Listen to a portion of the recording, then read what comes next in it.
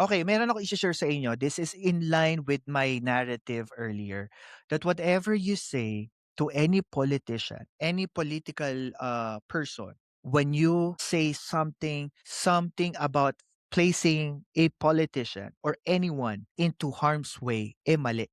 And I'll show you this. I'll share this to you kasi matagal ko nang hindi ito sinishare yung opinion ko dito, pero I wanted to share to you.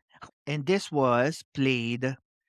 Okay, I think that was the part that was played, March dito sa ginagawang hearing nung nag-i-start yung hearing or proceedings pala sa impeachment, trial ni VP Sara Duterte. Why I am stressing it? This is nothing to do with my politics. This has nothing to do with me against VP Sara Duterte sa mga nagawa niya before. No, this is just us being human being. Ganito na lang ba ang standard natin sa social media?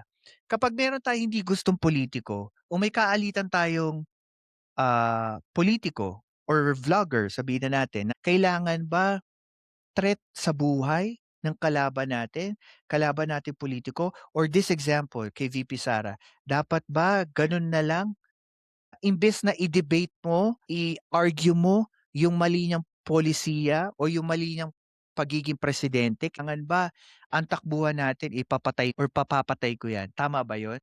At the end of the day, kung hindi naman naging presidente at vice presidente sila, they will not do this. There will no threat can happen kung hindi sila naging presidente o vice presidente. Ang gusto ko kasi i-connect the dot dito is that the narrative. Yun yung natatakot ako eh.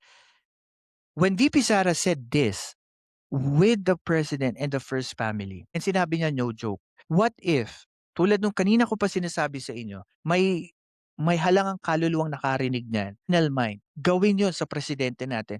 Guys, we are talking about the president of the country. What happened if the president of the country died? Or sabihin na natin, the president of our country failed. Sino ba ang maapektuhan?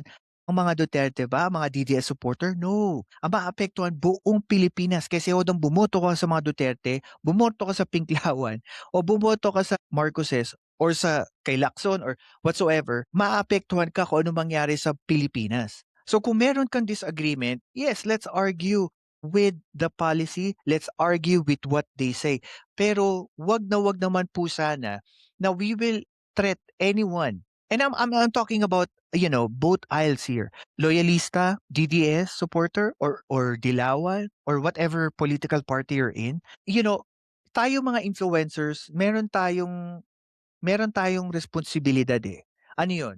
Let's try to make it fair and just to a point that we will not try to make any way para ma-gaslight natin or masimulan natin yung conversation to promote harm to another person, promote harm to another vlogger, to promote harm to a politician. Kasi hodang galit ka di, kasi hodang may ginawa sa yung hindi maganda, pero para gamitin mo yon as your weapon to harm another person, that is inhumane. Di ka na tao nun.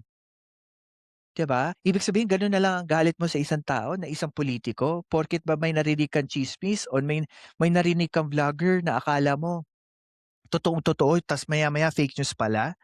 Gano'n na lang ba kababa ang standards natin na we cannot even argue anything on, public space, 'di ba? And I am calling out Vice President Sara Duterte about this. This video is, um, um, her being non-professional and also non-ethical.